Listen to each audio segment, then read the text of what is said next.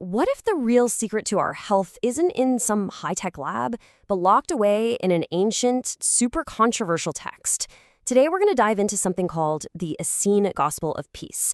And trust me, it's got a pretty wild take on what it means to be healthy, connecting our bodies directly to the earth itself. Okay, so it all kicks off with this question. A question that, honestly, we're all still asking. The story in this Essene Gospel of Peace goes like this. A huge crowd of sick and suffering people came up to Jesus and they asked him something really simple but so profound. Master, why? Why do we suffer from disease? And the answer they get comes from this text we're talking about, the Essene Gospel of Peace. Now get this. The guy who translated it claimed he found it hidden away in the Vatican's secret archives back in the 1920s. And its ideas about healing? Well, let's just say they're not exactly mainstream. They're pretty out there. So what's the deal? What does this text say is the real root cause of all our sickness? Well, the diagnosis it gives isn't about germs or bad genes. Nope. It's much simpler and maybe a lot deeper. It's a broken connection. And this is the core idea right here. The gospel basically says that all sickness, every single bit of it, comes from one thing, breaking the laws of what it calls the earthly mother. And if you want to be healthy, you've got to follow her laws. That's the only way. Because, as it puts it, her power is above all.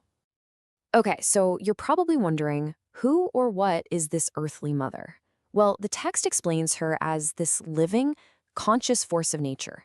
She's the source of everything. She's where our bodies come from. She's what keeps us going. And she's where we all return in the end. And I gotta stress, the text is super literal about this. This isn't some flowery metaphor. It's saying your blood is her rivers and rain. Your bones are her rocks and stones.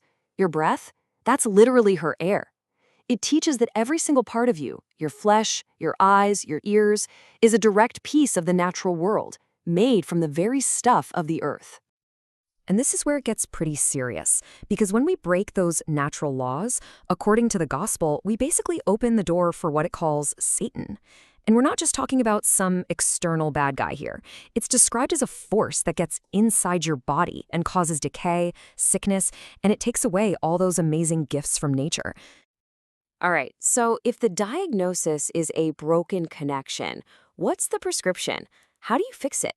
Well, the text lays out a very specific cure, and it involves getting in touch with what it calls nature's angels. The very first step on this healing journey is all about purification. The gospel is super clear on this. It says Satan and his plagues may only be cast out by fasting and by prayer. So right off the bat, fasting is positioned as the #1 way to start cleaning out your body and getting rid of the root cause of the sickness. Okay, so after the fasting, the next part of the prescription is to connect with 3 brother angels, which are basically personified forces of nature. First up is the angel of air. This means going out into nature and breathing really long and deep to physically push out all the gunk from inside you. Next, you seek the angel of water. This involves bathing your whole body on the outside, but also a very specific internal cleansing of the bowels. And last but not least, you seek the angel of sunlight. This is about letting the sun hit your entire body, letting its heat and energy drive out whatever sickness is left. And the text really paints this as a black and white choice. There is no gray area. You can't have it both ways. It's like you're either serving the forces of decay and death, what it calls Beelzebub, or you're serving the forces of life, the earthly mother and her angels. That's it. So once you've gone through this really intense purification, the focus totally shifts to what you're putting back into your body. And believe me, this is where the text gets super, super specific about what you should and shouldn't eat.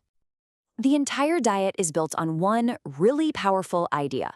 Life comes from life. That's the rule. The gospel says if you eat living food, that life force will quicken you. It'll make you more alive. But if you kill your food, well, that dead food will kill you too.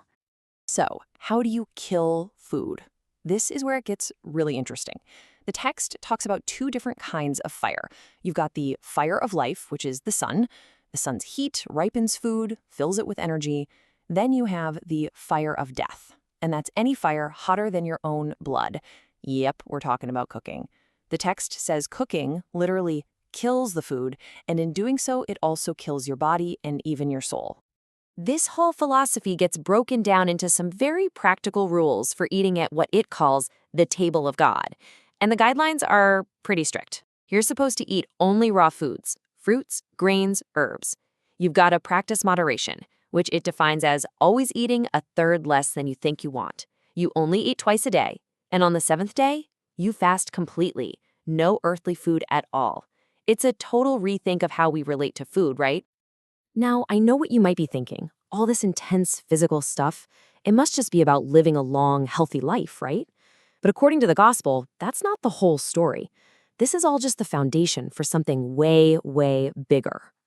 See, the ultimate goal here is spiritual. The text makes this argument that you can't even begin to understand the Heavenly Father or the spiritual side of things until you've first honored the earthly mother. It uses this beautiful analogy. A child has to know its mother first before it can really understand its father. In the same way, physical purity is the key that unlocks the door to spiritual awareness. And once that door to spiritual perception is unlocked, the whole system, the entire law, all comes down to just 2 final ultimate commandments. And you'll probably recognize them. The first is to love God with everything you've got, all your heart, soul, and strength. And the second is to love your neighbor as you love yourself. But what's different here is that in this text, these aren't just nice ideas you're supposed to follow. They're presented as the natural outcome, the result of living a life that's in total harmony with both the physical world and the spiritual world. And when you do that, it leads to the ultimate blessing described in the gospel, this complete and total sense of peace. You get the peace of your earthly mother in your body and the peace of your heavenly Father in your spirit. And the idea is that both of these reign together in perfect harmony. So when you boil it all down, the Essene Gospel of Peace is really painting this picture where everything, and I mean everything, is connected. You can't separate your health from your relationship with nature. You can't separate your spiritual life from what's going on in your physical body. It's all one big, interconnected system. So whether you look at this text and see literal truth, or you just see it as a piece of ancient wisdom, it leaves us with a really powerful question to think about. You know, in our world today, with all of our complex medicines and high-tech solutions, what if the deepest, most profound path to real health isn't about the next big invention? What if it's about a radical return to the basic, fundamental laws of nature?